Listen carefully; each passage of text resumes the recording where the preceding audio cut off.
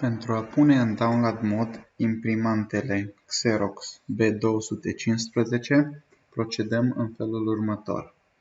Oprim imprimanta.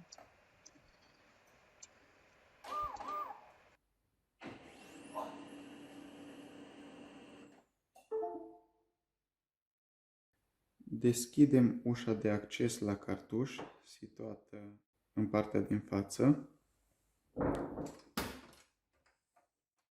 și efectuăm următoarea combinație de butoane. Cu un deget apăsăm butonul Home, iar cu al doilea deget butonul de Power. După 3 secunde eliberăm ambele butoane.